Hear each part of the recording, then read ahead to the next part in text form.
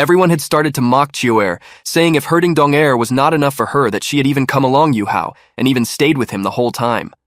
When Dong-er saw Yuhao, her eyes teared up and she got very emotional. She did not know what happened between him and Cher, but she agreed on listening to Cher. She questioned them that what was wrong with their attitude. It made her feel like she was being accused of running away with Yuhao.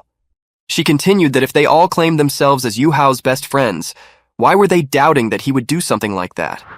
She then informed them that in the past 10 days, Yuhao was always in the blink of death.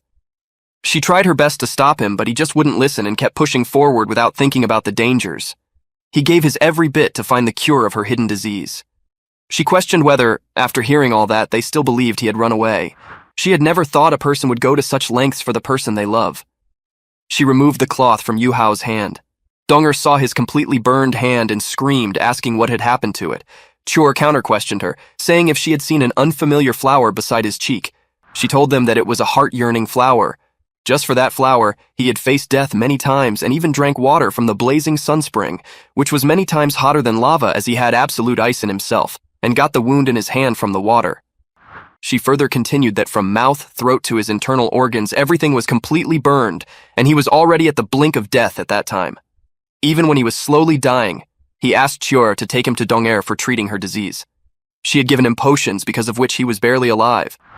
Dong-er started weeping as she had no idea that he was going through so many dangers alone. She remembered he said that they would face everything together, whatever was to come at them. The flowers started reacting and they were contracted together through life and death. They both would live together, and both of their lives were now connected, and there was nothing that could block their love hereafter. Their love was meant to last for eternity. Cher noticed that the contract was formed even when he was unconscious. She knew that Dong-er was the only one in his heart. Though her appearance was extremely similar to hers, she still had no place in his heart. She had seen him sacrifice everything for Dong-er, and without even realizing, she had fallen in love with him. She loved him so much, but she also felt extremely sad that she was a step late behind her, and he could not give his heart and love to two women, so everything he did and loved was only Dong-er. She could never compete with her for him, and asked her to take care of him. Dong-er was very thankful to her for saving his life. She offered her to help in return if she ever needed one. Even if it was a life-threatening situation, she would not hesitate to help her. Cher went away from there with tears in her eyes. Dong-er promised Yuhao to become his wife, and no matter whether his wound was healed or not, she had promised to stay his wife. She found the contract as a real blessing, and was grateful to it that he was still alive. If he had died, she would not be able to stay alive longer. She loved him with all her heart. She asked her brother Bei to get her something to eat as she was very hungry. She had not eaten for days, and she needed to restore her energy to take care of Yuhao. Elder Xuan went to see how Yuhao was doing. His health did not look good to him. He wondered why Yuhao had not told anything to the academy when he was going somewhere like that. It made him think that Yuhao had not expected any help from the academy. He called Dong-er to him to check what kind of rare disease she was suffering from. He held her shoulder and said that it looked like there was a strange power hidden inside her, and even he could not figure out what it was. To him, it did not look like a disease, though. If it was, he would have discovered it by then. She asked him to hurry and check Yuhao's condition. He checked him and found that there was an extreme amount of hot energy inside his body that did not match his current body state, and it seemed to be in a constant conflict with his absolute ice.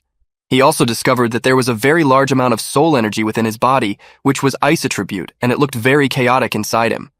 He concluded that there were two powers that were fighting with each other in his body. That was the reason he was not recovering. Moreover, his organs were all almost burnt to ashes, and he should have been dead a long time ago. He also sensed another power inside him with immense vitality, and he assumed that because of that power, he was still alive. She asked Xuan if he could heal him. He was unable to do that. He could only help him if he lacked vitality. If too much soul power was injected into him, it would have led into threatening his life. The most suitable treatment for him was to rest as much as he could. He felt really bad for Yuhao, saying that he would always make them worry about him. Dong-er's ramen was ready to eat. She thanked her brother and started eating.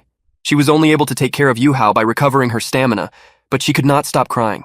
Even when she was closing her eyes, she was imagining how Yuhao would be feeling when he had drunk that hot water. She claimed that her mentality was not that strong. She lied down and slept beside him. The power of that flower was all around them.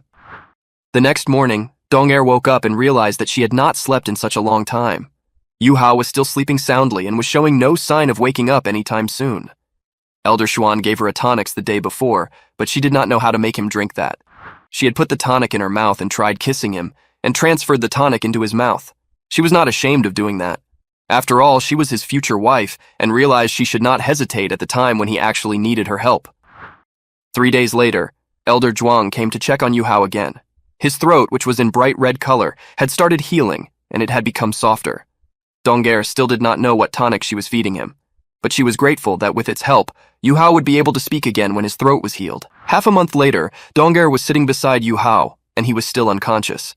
She started to talk to him and said that the Soul Masters tournament was going to start in the upcoming month, and everyone was raining hard to increase their strength every day. She told him not to worry. If he was not able to participate in the tournament, they would win it for him, and everyone was much stronger than before. She also mentioned that she was going to eat his favorite food later that night, and was taking of herself well, and when he would wake up, she would show him that she had taken care of herself. She almost forgot to give him the tonic. She was also searching for new ways to feed him the pills that suddenly she heard his voice. She thought he had woken up. She tried again to listen to him, but there was no response. She got disappointed and started weeping and pleaded him to wake up. She wondered if it was just her imagination, but right in that moment, Yuhao opened his eyes and smiled at her. She got so happy when he opened his eyes that her scream was heard by people outside her house. Yuhao woke up at last. He asked Dong'er to say again that she would do anything to wake him up. He just got too happy when she said that before. She asked him how he got to know about her disease. He felt ashamed about everyone knowing and said that Cher had become very talkative after coming back, and she should not have told them about it. He felt that everything was going fine after he had come back. Dong'er questioned him again about knowing her disease, and inquired if that uncle had told him something. He requested her not to think like that about her uncles, as they always wanted good for her, and made himself responsible for it in a way. But as long as she was fine, he considered her uncles as his father. He could not blame them. He was raised by them anyway. She asked him not to talk that much and went to wash his clothes. She did not know why her uncles were treating him that way and found their act very extreme for a test. On the other side, Yuhao was glad that he had finally completed his task, and he could rest for a while then. But he owed a huge amount of debt and gratitude to others, and was worried how he would pay it all back. His wounds still hurt him a lot. Even though his body was weak, his soul power seemed fine to him and decided to check his body. When he saw all the bruises and wounds on himself, he couldn't believe that it was his real body. He was not able to block that hot water with his soul power, and realized that his internal organs were almost burnt out. He described his body a messed up one instead of bad. It was barely healed with the help of some unknown power. There was still some of that unknown energy stored in his meridians. There was also that soul energy from Yin-Yang Pool, and the ice energy that Snow Empress had absorbed. It would have looked okay on the surface, but if it weren't for that strange energy, and even if there were 10 of him, he would have exploded. He was not even able to move his finger by himself. But he realized that he could not give in, as he had promised to protect Dong'er for the rest of his life. He decided to live and make her happy. Although he could not feel his fingers at that moment, he still felt there were 2 other places he needed to check if there were no problems there, and one of them was his brain. After consuming the spiritual treasure which Senior had given him, his spiritual ocean seemed to have gone through a huge change. His martial soul had also gone through a mutation. He could now use his spiritual detection and his purple demon eyes at level 3 that would enable him to see every inch of his body's meridians. Dong'er came to him and asked if he was doing okay. There was some kind of blue light coming out of his eyes. He requested her not to look at him like that, and questioned if something bad had happened with him. He asked Dong'er to close her eyes for a bit, as he wanted to show her something. He showed her the Seagod Island in her head. She was surprised looking at it, and said that it was impossible to do. Every single detail was crystal clear, and it was fully 3-dimensional. She opened her eyes back and looked at him with a smile on her face. He did that to prove her he was okay, and she should not be worried about him. In the other scene, Elder Xuan was sipping his drink from his bottle, and was thinking about Yuhao, wondering what he would say to his brother in the future. Meanwhile, someone knocked on his door. He allowed the person to come in. Yuhao opened the door and greeted him. He was shocked looking at him, asking if it was really him. He responded that he had consumed immortal treasure that had increased his spiritual power and helped him in mutating his martial soul. He inquired if his spiritual powers were really that realm. He found that thing very awesome about Yuhao. He noticed that his eye martial soul was mutated too. A second awakening was considered amazing, and with the spiritual realm he was in, he would have definitely become #1 in the continent. Xuan inquired about his wound. He responded that it was really bad at that time, but he was trying to recover as soon as he could. He had an idea of recovering faster. Firstly, he would try to use his soul power to segregate the fire and ice energies in his meridians. If he was able to remove his fire energy in his body, he was able to recover faster. But it was going to take some time. Xuan agreed with him and informed him that Elder Zhuang would come by his house for regular checkups on his condition. He also reminded him not to rush his recovery.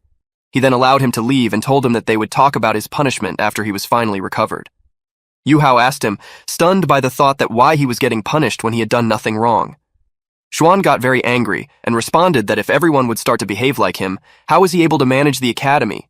He was officially kicked from Seagod Pavilion for the time being and was only accepted again after he would atone for his behavior.